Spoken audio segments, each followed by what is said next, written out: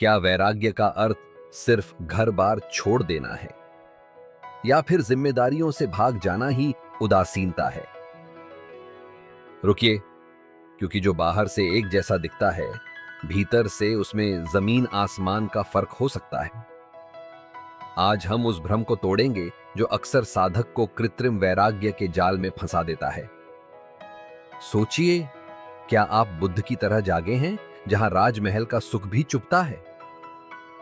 या फिर आप उस इंसान की तरह हैं जो दुनिया की ठोकरों से डरकर जंगल तो भाग गया, लेकिन मन अभी भी भूख और वासनाओं में अटका है? याद रखिए, अगर समस्याओं ने संसार छुड़वाया है तो वो त्याग नहीं, पलायन है। आज के सत्संग में हम जानेंगे श्री कृष्ण के उस परम वैराग्य को, जिन्होंने सब कुछ अपनाकर भी भीतर से सब कुछ त्याग दिया, जिन्होंने अपने ही वंश का विनाश देखा पर विचलित नहीं हुए।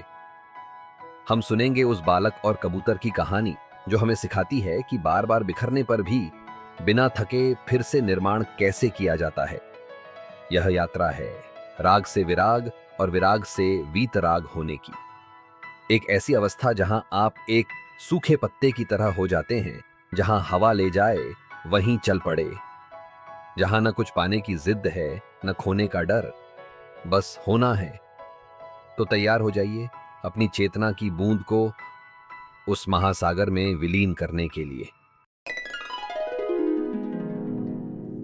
आज का सत्संग वैराग्य तथा उदासीनता के विभिन्न आयामों और स्तरों पर है।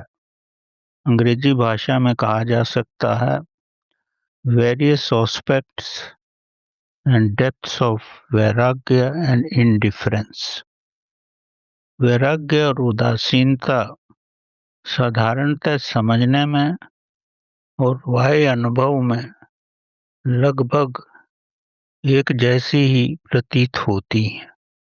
बाह्य रूप में इनकी तुलना करना लगभग असंभव ही होता है। आंतरिक रूप और हृदय की गहरी अवस्था में उतरने पर ही आभास हो जाता है कि ये दोनों अवस्थाएं अलग रूप से ही हैं और भिन्न भी हैं और प्रतीत भी होती हैं, पर असल में दोनों ही एक ही सीढ़ी के भिन्न भिन्न स्तर हैं।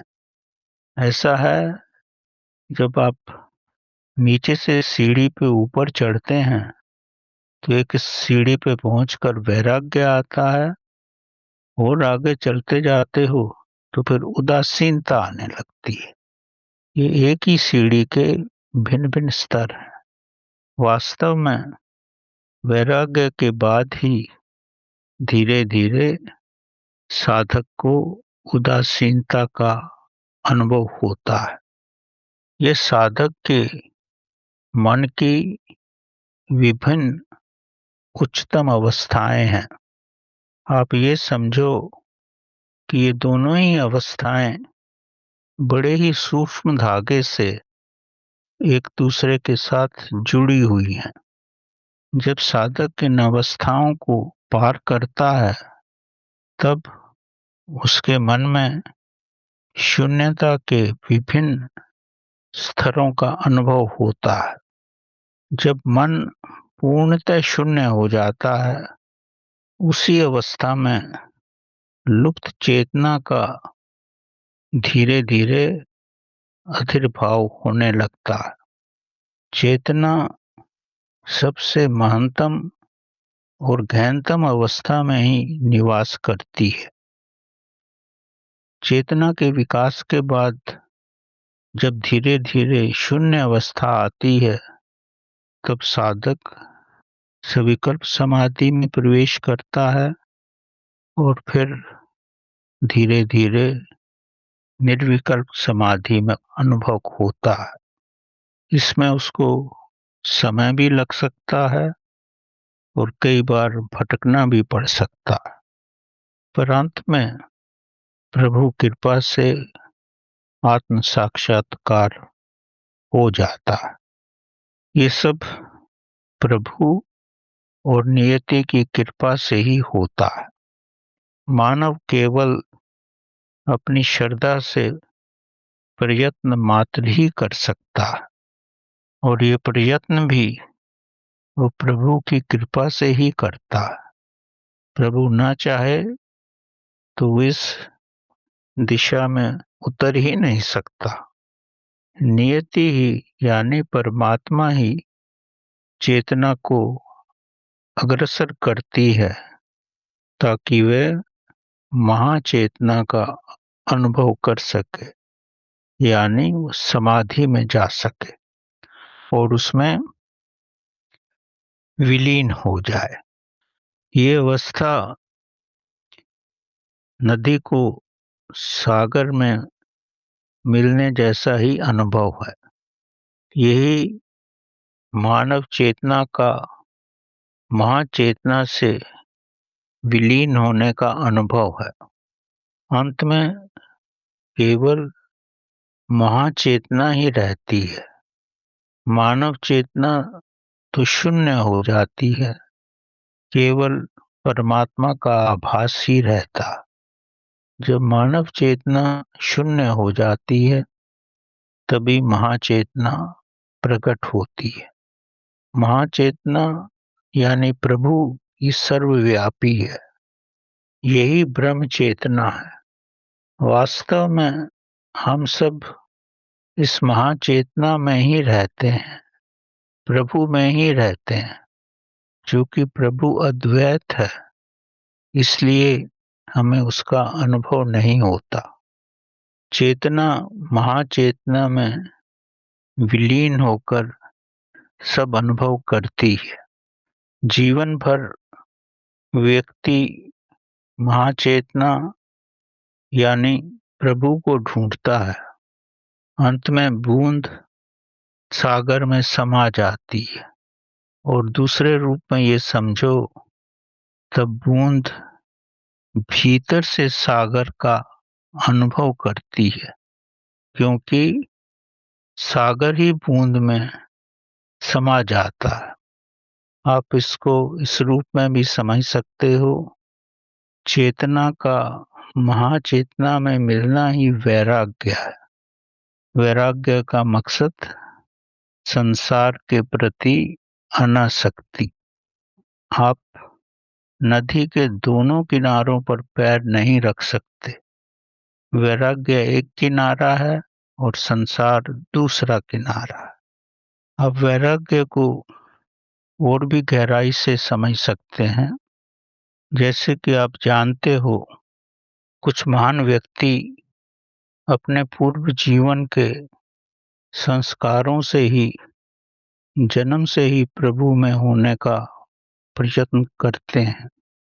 उन्हें बाल्यावस्था में सब सांसारिक ऐश्वर्य प्राप्त होता है, पर उनकी इस ऐश्वर्य में लिप्त होने की रुचि नहीं होती। ऐसे महान व्यक्ति सांसार के ऐश्वर्य में रहने को अपने जीवन का कष्ट ही मानते हैं, और इस ऐश्वर्य में रहकर कष्ट का अनुभव करते हैं। ये ऐश्वर्य उन्हें बहुत पीड़ित करता है, उन्हें कष्ट देता है, उनकी चेतना और मन को कई रूप में पीड़ा पहुंचाता है। समय आने पर जब उनमें प्रभु पाने की इच्छा बड़ी तीव्र हो जाती है, तो वे प्रभु पाने के लिए सत्य की खोज में अपना सब वैभव छोड़कर घर से चले जाते हैं। फिर वो पीछे मुड़कर नहीं देखते। यही उनकी नियति होती है। इसमें मुख्य उदाहरण है महात्मा बुद्ध और महावीर। प्रभु तक जाने की ये उनकी आंतरिक प्रेरणा ही थी। किसी ने उन पर कुछ थोपा नहीं था। वो अपने पुराने संस्कारों के कारण ही इस रास्ते पे चले। दूसरे रूप में समझो तो यही उनका संसार के प्रति पूर्ण वैराग्य था। भिन्न भिन्न अवस्थाओं में किसी न किसी रूप में ये संसार से वैराग्य ही है। इसीलिए वो अपना राजपाट और घर छोड़कर चले गए थे। ये उनकी स्वाभाविक आंतरिक प्रेरणा के माध्यम से ही हुआ था। पहले जीवन में वैराग्य आता है और बाद में उदासीनता आती है।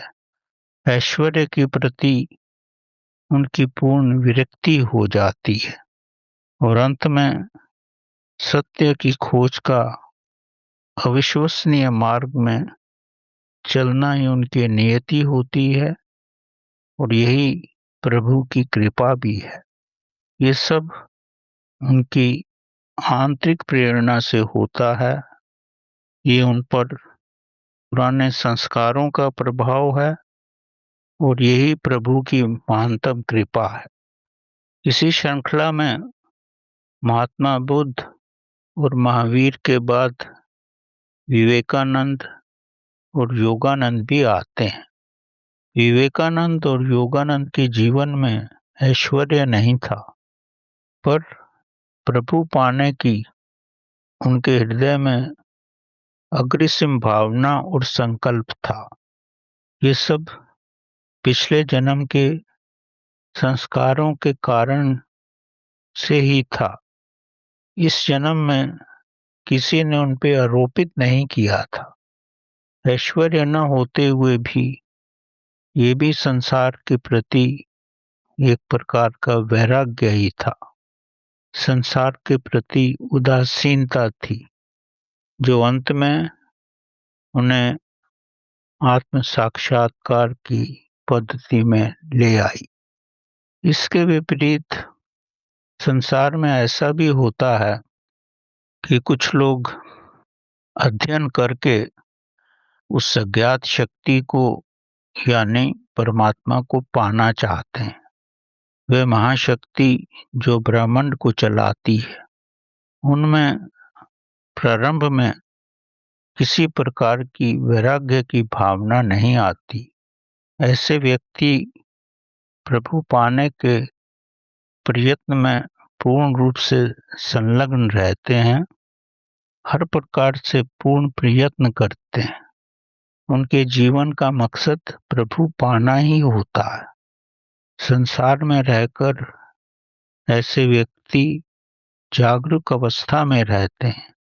सब कुछ ही जागरूक अवस्था यानी होशो हवास में करते हैं, पर कहीं पर भी आसक्त नहीं होते, किसी के साथ लगाव नहीं रखते और अंत में बिना वैराग्य और उदासीनता से प्रभु को पाते हैं, क्योंकि वो जागरूक अवस्था में रहते हैं, संसार का त्याग नहीं करते। उनकी जागरूकता ही त्याग होती है। ये उन पर प्रभु की महान अनुकंपा है। यही महान अनुकंपा ऐसे व्यक्तियों पर होती है। इसमें उदाहरण के स्वरूप आप आचार्य रजनीश और कृष्णमूर्ति को प्रमुख रूप से समझ सकते हैं। इन्होंने साक्षी और जागरूकता को गहराई से अनुभव किया और अंत में साक्षी रामकृष्ण भगवान रमन महर्षि ने भी प्रभु भक्ति और साक्षी के अनुभव से ही प्रभु को प्राप्त किया, पर वे संसार के प्रति वैराग्य और उदासीनता के पथ पर नहीं चले। हर व्यक्ति अपने स्वभाव से ही प्रभु को पा सकता है अगर उसमें दृढ़ संकल्प हो और प्रभु की महान कृपा हो। वैराग्य को आप दूसरे रूप में भी समझ सकते हैं, जिसे कृत्रिम वैराग्य का नाम दिया जा सकता है। संसार में बहुधा यानी अक्सर ऐसे व्यक्ति कृत्रिम वैराग्य को ही वास्तव वैराग्य समझ लेते हैं। प्रारंभ में कृत्रिम वैराग्य पर ही चलना प्रारंभ करते हैं। अपने घर से, परिवार की समस्याओं से दुखी होकर, अपने जीवन से निराश होकर पहाड़ों में या गुमनाम स्थानों पर चले जाते हैं और इसी को वैराग्य समझने लगते हैं। ये उनके मन का कृत्रिम वैराग्य ही है। संसार की समस्याओं से भागना है, पर उन्हें मानसिक स्तर पे ऐसा लगता है कि उन्हें संसार से वैराग्य हो गया है। इसीलिए उन्होंने एकांत चुना है और वो समझते हैं इस प्रकार वो प्रभु को पा लेंगे। घर छोड़कर गुमनाम स्थानों पे जाकर अत्यंत कठिनाइयों का अनुभव करते हैं, क्योंकि वास्तव में उन्होंने संसार नहीं छोड़ा है, समस्याओं ने संसार छुड़वाया है। गुमनाम स्थानों में रहकर वो भोजन के लिए भटकते हैं, रहने के स्थान ढूंढते हैं, स्थान के लिए भटकते हैं, ताकि वो सुगमता से, सरलता से रह सकें। पर ऐसे व्यक्ति जीवन में भूल जाते हैं कि आत्मा के साथ प्रभु ने उनको शरीर भी दिया है। शरीर को स्थान और खान पान की आवश्यकता होती है। शरीर को भोजन और निवास की आवश्यकता है, और इसके बिना जीवन असंभव है। कृत्रिम वैराग्य में फंसकर वो घर छोड़ते हैं, पर उनके मन में तो वासनाएं रहती हैं। ऐसे व्यक्ति पूर्ण रूप से अपरिपक्व ही रहते हैं, कच्चे ही रहते हैं, कच्चे फल की तरह होते हैं जो हवा से और पत्थर की मार से टूट जाते हैं। उनमें कोई दृढ़ संकल्प नहीं होता। दूसरे स्थान पर आकर भोजन की व्यवस्था के लिए भटकते रहते हैं, सो उनका सारा समय उसी में चला जाता है। उनकी वासनाएं तृप्त नहीं होती। वासनाओं की तृप्ति के लिए स्त्री को ढूंढते हैं, क्योंकि संसार से तृप्त होकर वो प्रभु की तरफ नहीं आए। प्रभु तो उनके विचारों में भी नहीं आता। प्रभु तो उनकी कल्पना में भी नहीं रहता। यही कृत्रिम वैराग्य है। कुछ नवयुवक काम न मिलने के कारण तथा भोजन के अभाव से स्वयं को ब्रह्मचारी समझने लगते हैं। बहुत कम भोजन कारण के कारण और दूसरे रूप में जब उन्हें पर्याप्त भोजन नहीं मिलता तो वासना भी प्रकट नहीं होती। ये उनकी अतृप्त दिशा है, ये ब्रह्मचर्य नहीं है।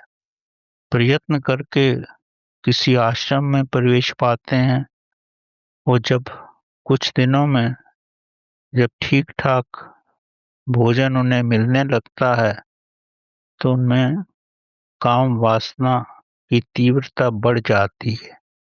कामने की खोज में उलझ जाते हैं। काम की भावना से राम को भूल ही जाते हैं। प्रभु में उनका ध्यान नहीं लगता और वास्तव में प्रभु स्मरण तो होता ही नहीं है। केवल काम और भोजन का भी स्मरण होता है।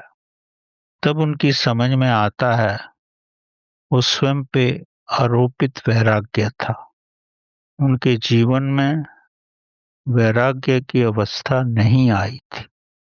समय से वो सब कुछ समझ जाते हैं और कुछ ही समय में ऐसे व्यक्ति आश्रम छोड़ देते हैं, अन्यथा उनकी कामक वृत्तियों को देखकर उन्हें आश्रम से निकाल दिया जाता है। इस तरह की बहुत सारी स्थितियां आती हैं जब व्यक्ति समझता है कि उसे वैराग्य हो गया था, पर वास्तव में ये कृत्रिम वैराग्य ही था। परिस्थितियों के कारण उन्हें वैराग्य का आभास हुआ था। ये सब कृत्रिम, स्वयं पर आरोपित वैराग्य ही था। ये सब जीवन में भिन्न भिन्न प्रकार के अभावों का ही परिणाम था। अब हम जानने की कोशिश करेंगे कि वास्तविक स्वाभाविक वैराग्य और उदासीनता की गहराई क्या होती है। ये समझना बहुत जरूरी है कि वैराग्य और उदासीनता स्वयं स्वयं पर आरोपित अवस्थाएं नहीं है, जबकि कृत्रिम वैराग्य या आरोपित वैराग्य सामाजिक और आर्थिक परिस्थितियों के कारण आता है। वास्तविक वैराग्य स्वाभाविक रूप से ही जीवन में आता है। जब व्यक्ति प्रभु के मार्ग पर चलना प्रारंभ करता है, स्वयं ही उसके जीवन का मकसद, जीवन का ध्येय प्रभु प्राप्ति का हो जाता है। और जब प्रभु प्राप्ति की परिपक्व अवस्था आ जाती है, तब स्वाभाविक रूप से उसके जीवन में वैराग्य आ जाता है। पिछले जीवन के संस्कारों से, किसी सद्गुरु के सान्निध्य में आकर अथवा आध्यात्मिक साहित्य के अध्ययन से ऐसे व्यक्ति प्रभु के मार्ग पर चलने लगते हैं। इस अवस्था में अगर उनके मन में प्रभु पाने की तीव्र इच्छा जागरूक हो, तो वे तन मन धन से पूर्ण रूप से प्रभु पाने की मार्ग पर चलते हैं। यही स्वाभाविक प्रभु प्राप्ति की अवस्था है। वे जानना चाहते हैं प्रभु कौन है, मैं कौन हूँ। उनके मन में इतनी तीव्र इच्छा होती है कि प्रभु का रहस्य क्या है, यह अज्ञात शक्ति क्या है जो इस संसार को चलाती है। ये सब प्रश्न उनके जीवन में स्वयं ही वैराग्य ले आते हैं। ऐसे व्यक्ति परिवार में रहते हैं, बड़े मननशील हो जाते हैं, कुशलता से ही सब कार्य करते हैं, अपने इन विचारों पर मनन करते हैं और प्रभु के रास्ते पर पूर्ण रूप से चलते हैं। प्रभु प्राप्ति की इच्छा से जब उन्हें कोई दिशा नहीं मिलती, तो समय समय पर असंतुष्ट रहते हैं, स्वयं से ही असंतुष्ट हो जाते हैं, प्रभु के लिए बेचैन हो जाते हैं। प्रभु भक्ति में उनके नेत्रों से अश्रु भी बहने लगते हैं। धीरे धीरे गुरु की खोज करते हैं ताकि उनको उचित दिशा मिल सके। बड़े लगन से स्वाध्याय करते हैं। इस अवस्था में प्रभु की अज्ञात शक्तियां उनकी मदद करती हैं। समय से उनको आभास हो जाता है कि कोई अज्ञात शक्ति उनकी सहायता कर रही है। जब उन्हें इस बात का आभास होता है, तो उनकी खोज और भी तीव्र हो जाती है। वो गृहस्थ में ही रहते हैं, गृहस्थ में रहकर पूर्ण साधना करते हैं। ध्यान करना उनकी प्राथमिकता हो जाती है। उनकी दृष्टि उनके भीतर ही रहती है। प्रभु प्राप्ति की इच्छा बड़ी तीव्र हो जाती है। वो स्वयं की गहराई में जाते हैं, साधना से स्वयं को समझने लगते हैं, अपनी वासनाओं को भी समझते हैं। अपनी वासनाओं से लड़ते नहीं, वासनाओं का आभास करते हैं।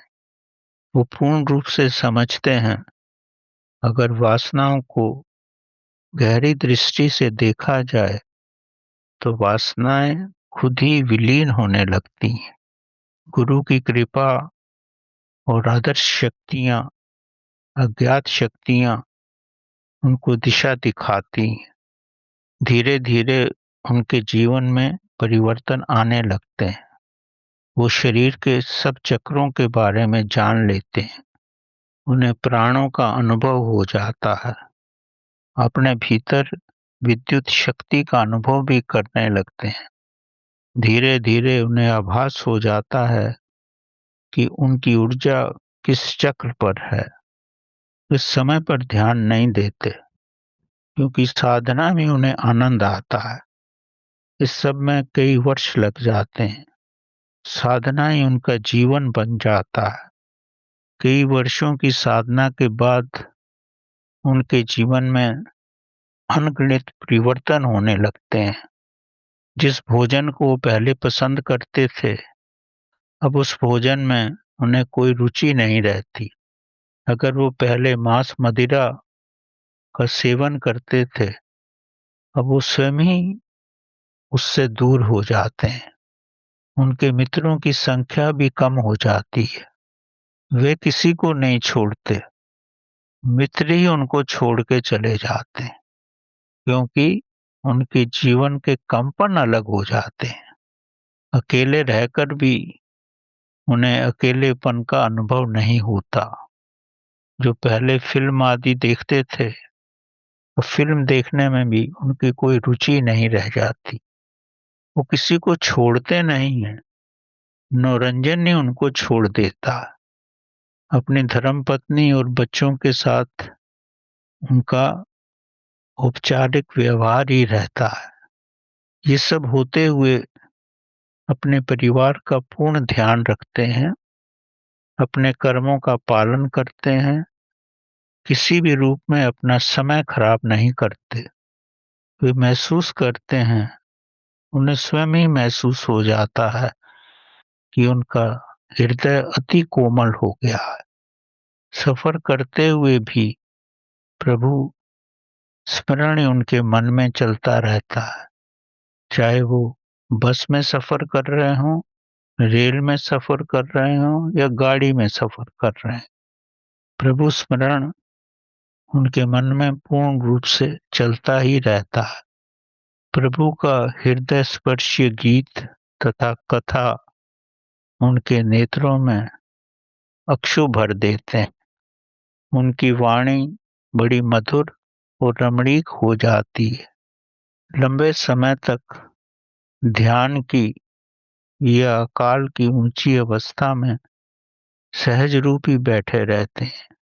उन्हें ध्यान में समय का आभास ही नहीं रहता।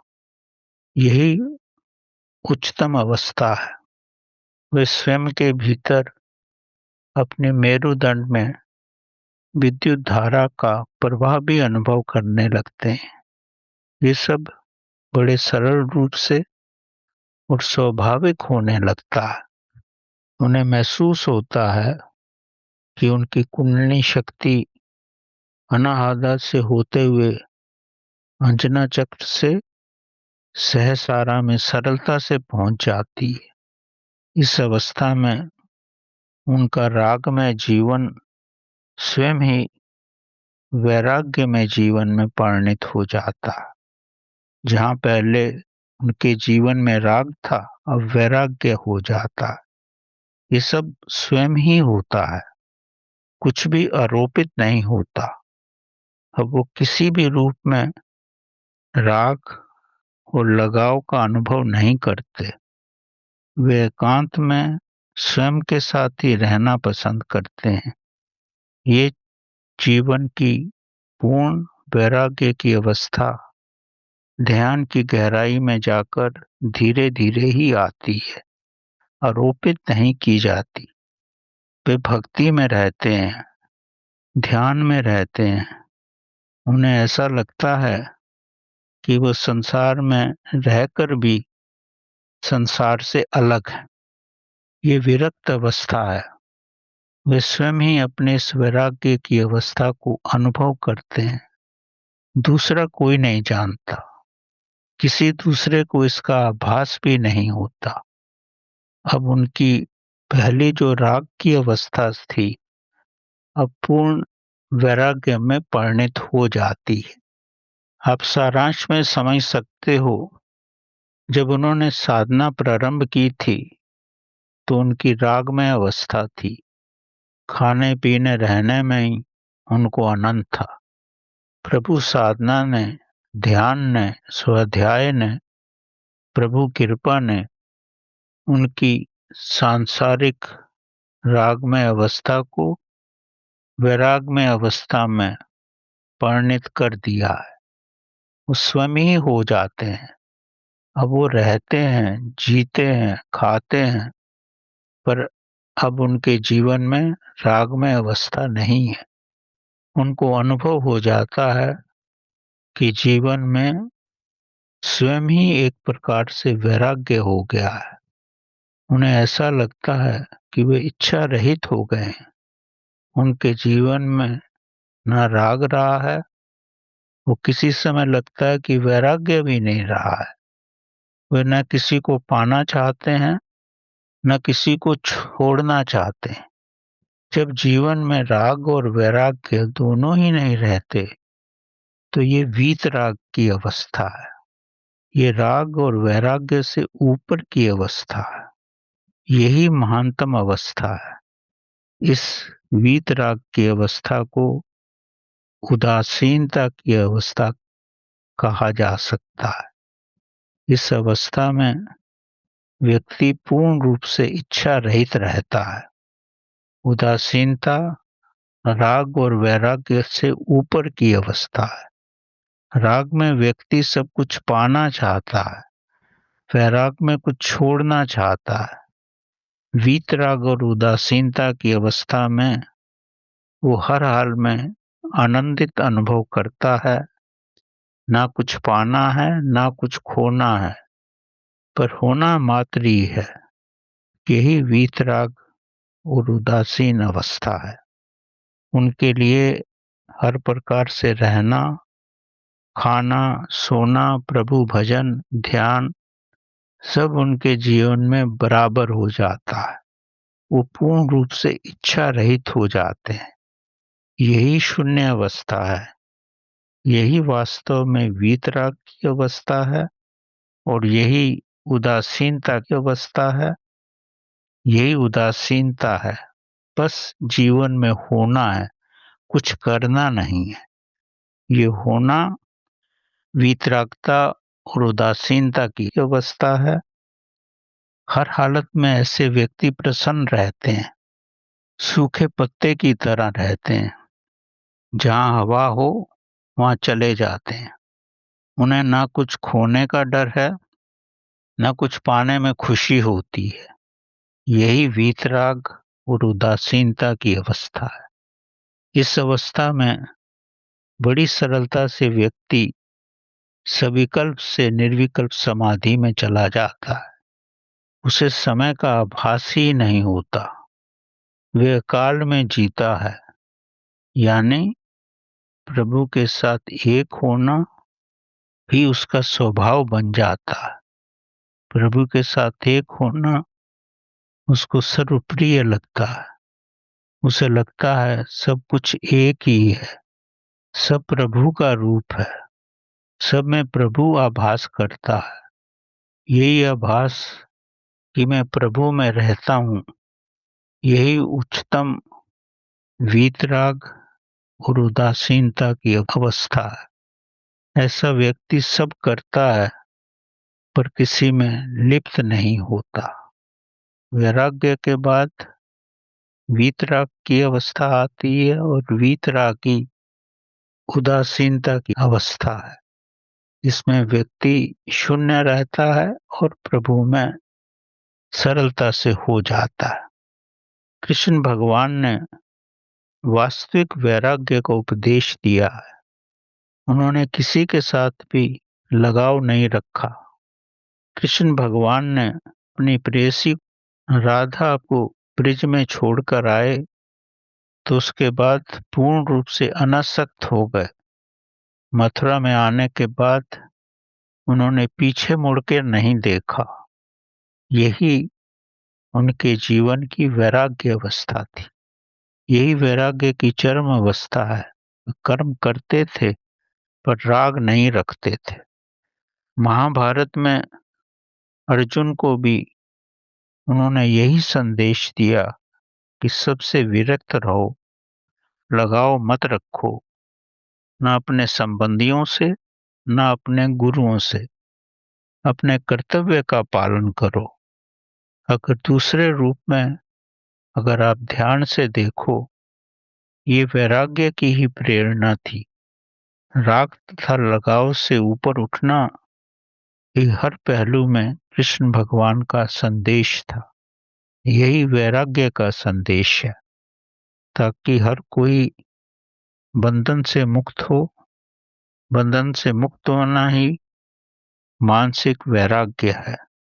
संसार में रहकर विरक्त रहना और अपने कार्य को पूर्ण रूप से पालन करना ही वैराग्य है। द्वारका में जब उनके परिवार के सदस्य मदिरा पान करने के बाद आपसी संघर्ष में उतरे, तो वे अपने परिवार को देखते रहे। कहीं उन्होंने हस्तक्षेप नहीं किया। सब परिवार समाप्त हो गया, पर कृष्ण भगवान ने कहीं हस्तक्षेप नहीं किया। यही उनका अपने परिवार के प्रति वैराग्य ही था। स्वयं का जीवन भी एक शिकारी के तीर लगने के बाद उन्होंने छोड़ा, पर शिकारी से कहा कि ये मेरे कर्मों का फल है। राम के रूप में मैंने बाली की हत्या छल से की थी, तू बाली का ही रूप है, और यही मेरे कर्मों का फल है कि अब तेरे तीर से मेरी हत्या हो गई है। उन्हें अपने जीवन के प्रति पूर्ण वैराग्य था। उन्होंने सब कर्म किए जैसे सब कर्म अकर्म हो। दूसरे रूप में ये समझो कि वे राग और वैराग्य से ऊपर थे। हर परिस्थिति में उन्होंने इसका पालन किया। उनका संदेश भी यही है, और यही जीवन का वैराग्य है। पूर्ण अनासक्त होकर मुक्त होना ही जीवन का लक्ष्य है। ये सब ध्यान और निर्विकल्प समाधि में पहुंचकर स्वयं ही आ जाता है। कुछ करना नहीं पड़ता।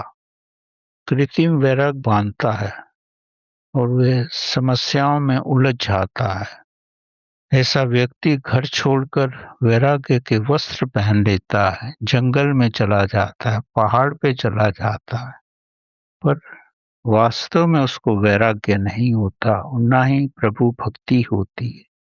इसी प्रकार पूरी प्रभु भक्ति के नाम पर भिक्षा में सारा दिन काट देता है, कष्टों में रहता है, शादी करवाता है और झोपड़ी बना करके नया ग्रस्त जीवन स्थापित कर लेता। उस समय आने पर समझ जाता है कि ये वैराग्य नहीं है, ये मेरा दिखावटी वैराग्य है, और मैं समस्याओं से भागकर ही इस वैराग्य में उतरा हूं।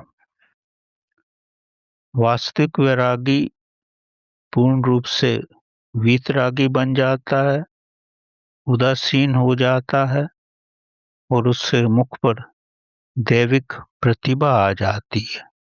ऐसे व्यक्तियों के सान्निध्य में आकर, उसके निकट आने पर दूसरे व्यक्ति को शांति आती है। ऐसा व्यक्ति जब वीतरागी और उदासीन व्यक्ति के पास आता है, तब इस अनुभव को वो जीवन भर नहीं भुला सकता। उसके मन में ऐसी कंपन प्रारंभ हो जाते हैं। ऐसे व्यक्ति के पास बैठने से उसमें विद्युत धारा का प्रवाह प्रारंभ हो जाता है। यही वीतरागता की महानतम जागृत अवस्था है। वह स्वयं कुछ नहीं करता, उसकी मौजूदगी ही ये सब काम करवा देती है। यह उसके प्रकाश में रूप होने का लक्षण है। उसका योगदान संवेदनशील व्यक्तियों को प्रभु की तरफ अग्रसर करना होता है। ये सब उसकी उपस्थिति मात्र से ही होता है। वह स्वयं कुछ नहीं करता। उसके जीवन की उपलब्धियां ही दूसरों का पथ प्रदर्शन करती हैं। वास्तव में यही राग, वैराग्य, वीतराग और उदासीनता का आंतरिक ज्ञान है। ये लाना नहीं पड़ता, स्वयं आता है। अगर आप प्रभु भक्ति में, ध्यान में जाकर प्रतिदिन अनंतनाद में अपने निजी घर में विश्राम करते हो तो ये स्वयं ही आता है। इसी से व्यक्ति के जीवन में वीतराग आता है और उदासीनता आ जाती है। वैराग्य मात्र से ही जीवन में बहुत कुछ मिलने लगता है। यही जीवन का महानतम उद्देश्य है कि राग से वीतरागता और उदासीनता, जब ये अवस्था आती है तो व्यक्ति प्रभु के साथ एक हो जाता है। वो इच्छा रहित होता है, उसको कोई कामना नहीं रहती, वह केवल होता है। उसका होना मात्र ही सबका पथ प्रदर्शन करता है। एक छोटी सी कथा के माध्यम से इसको आप और गहराई से समझ सकते हो। एक व्यक्ति प्रतिदिन एक अम्मा के पास जाता था और उसके पास से संतरे लेके आता था। वो पहले एक संतरा उठाता, उसको छीलता और एक तूरी खाकर बोलता ये तो खट्टा है, उसको छोड़ देता। फिर दूसरे को उठाता, उसको एक तूरी खाकर उसको भी छोड़ देता कि ये सब खट्टा है। उसके बाद 10-12 संतरे लेता, कोई भाव तोल नहीं करता और सब संतरों के पैसे जो उसने छीले थे और एक तूरी खा के छोड़ दिए थे, सबके पैसे दे के आ जाता। एक बार उसकी पत्नी भी उसके साथ आई संतरे खरीदने को। उसका ये व्यवहार देखी तो उसको बड़ा आश्चर्य हुआ और क्रोध भी आया, पर उसने बोला तू चुप कर, हम संतरे लेके चलते हैं, मैं तेरे को रास्ते में बताता हूँ। वो बोला कि मैं इसलिए करता हूँ कि अम्मा खुद तो संतरे खाएगी नहीं, मैं अगर संतरे को छील लिया और वो छोड़ दिया तो घाक तो लेगा नहीं, तो अम्मा ही खाएगी और उसके पैसे तो मैं उसको दे ही देता हूँ। तो उसकी धर्म पत्नी को उसका ये व्यवहार और धन के प्रति वैराग्य और अम्मा के प्रति सहानुभूति बहुत अच्छी लगी। कुछ दिन ऐसा ही चलता रहा। एक दिन जब ये घर आया तो इसने देखा मैं तो 12 ही संतरे खरीदा था, ये तो 16-17 संतरे हैं। दूसरे दिन भी उसने यही अनुभव किया। तो एक दिन अम्मा से पूछा, मैं तो तेरे को 12 संतरों के पैसे देता हूँ और जब घर जाके देखता हूँ तो संतरे ज्यादा होते हैं। तो अम्मा बोली कि तू मेरे प्रति प्रेम प्रदर्शन करता है, मैं ये सब कुछ समझती हूँ और मैं भी प्रेम में आकर तेरे बिना देखे मैं और संतरे डाल देती। मैं तेरे प्रेम से, तेरे वैराग्य से बहुत ही प्रभावित हूँ। तब इस व्यक्ति ने समझा, वैराग्य से, प्रेम से जो मैं अम्मा की मदद करने के लिए करता हूँ, अम्मा तो कई गुना ज्यादा मेरे ऊपर कर डालती है। वैराग्य या छोड़ा हुआ धन कई गुना होकर आपके पास लौट आता है। इसी तरह अगर संसार से वैराग्य होगा और प्रभु के प्रति आपका लगाव हो जाएगा तो वैराग्य से आप जितना नहीं खोओगे, प्रभु कई गुना ज्यादा आपकी झोली में डाल देगा। यही प्रभु की व्यवस्था है। अंत में वो अम्मा से इतना प्रभावित हुआ कि अम्मा को उसने अपने घर में ही रख लिया, क्योंकि अम्मा का कोई और था नहीं। तो वैराग्य से इसको अम्मा मिल गई और अम्मा को वैराग्य से पुत्र मिल गया। यही वैराग्य की बहुत बड़ी महिमा है। एक और छोटी सी गाथा है। गांव में एक परिवार रहता था। उनका एक ही बालक था। माँ बाप निर्धन ही थे, पर बालक बड़ा प्रतिभाशाली था। वो जीवन में इंजीनियर बनना चाहता था। अब घर में तो इतना सामर्थ्य नहीं था। माँ पापड़ बनाती थी, ये भी माँ के पापड़ बनाने में मदद करता था और बाकी समय ध्यान से पढ़ता था। बाप कोई छोटा मोटा कार्य करता था तो बाप का कार्य भी छूट गया। अब बाप भी इस अवस्था में नहीं था कि कोई और कार्य करे। तब ये बालक सब्जी लेके बेचने लगा, पढ़ने लगा और माँ के साथ भी हाथ बटाने लगा। पर एक दिन बड़ा निराश हो गया। आखिर बालक ही था। तो उसके घर के थोड़ी दूरी पर एक साधु थे। उनके पास गया, अपने दिल की कामना बताई, वो क्या चाहता है और कैसी उसकी परिस्थितियां हैं। तो साधु कुछ देर तक सोचते रहे और फिर बोले कि सामने एक वृक्ष है, वहां एक कबूतर रोज आकर अपना एक घोंसला बनाता है, तो उस घोंसले को लेके आजा मेरे पास। वो प्रतिदिन जाता, देखता घोंसला बना हुआ है, घोंसले को उठा के साधु के पास ले आता। और उसके मन में बड़ा कष्ट होता कि कबूतर इतनी मेहनत से घोंसला बनाता है और मैं उसको उठा लेता हूँ और साधु फेंक देता है। बालक के मन में बड़ी करुणा आई और उसने सोचा साधु कुछ सिखाना चाहते होंगे।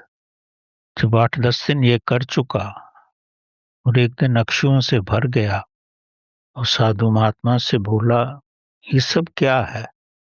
तो साधु ने बोला, तू रोज घोंसला लाता है कबूतर, फिर रोज बनाता है, वो थकता नहीं है, तो तू भी मेहनत कर, कुछ थक नहीं, स्वावलंबी बन। वो जैसे तेरे को करुणा आई है कबूतर पे, तो हम सब भी तो प्रभु की संतान ही है। प्रभु को भी हम पे करुणा आएगी और एक दिन हमको पूर्ण रूप से धन धान्य कर देगा।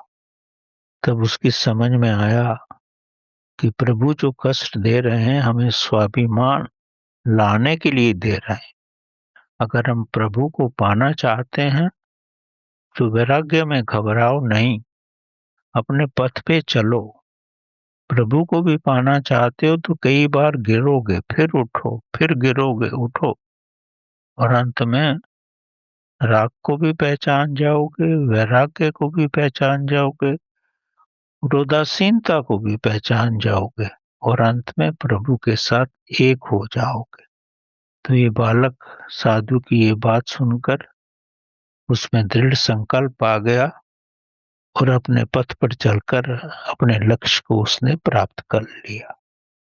तो यही है आंतरिक ज्ञान, जो हमको पहले राग में ले जाता है, फिर विराग में, फिर वीतराग में और अंत में उदासीनता में। और लक्ष्य जो है, अंतिम लक्ष्य प्रभु भक्ति में हमें विलीन करके अनंतनाथ के साथ आत्म साक्षात्कार करवाता है। इस सब प्रभु की महिमा है। जीवन में विघ्न आते रहेंगे, पर उनको दृढ़ता से सामना करना ही मनुष्य का परम लक्ष्य है। और परमात्मा अंत में सब कुछ ही दे देता है। वो सब देखता है, वो पूर्ण बुद्धिमान है, उससे कुछ छुपा हुआ नहीं है। तो जीवन में वैराग्य और फिर वीतराग ला करके उदासीन अवस्था में आ जाओ तो प्रभु अवश्य मिल जाएगा। धन्यवाद।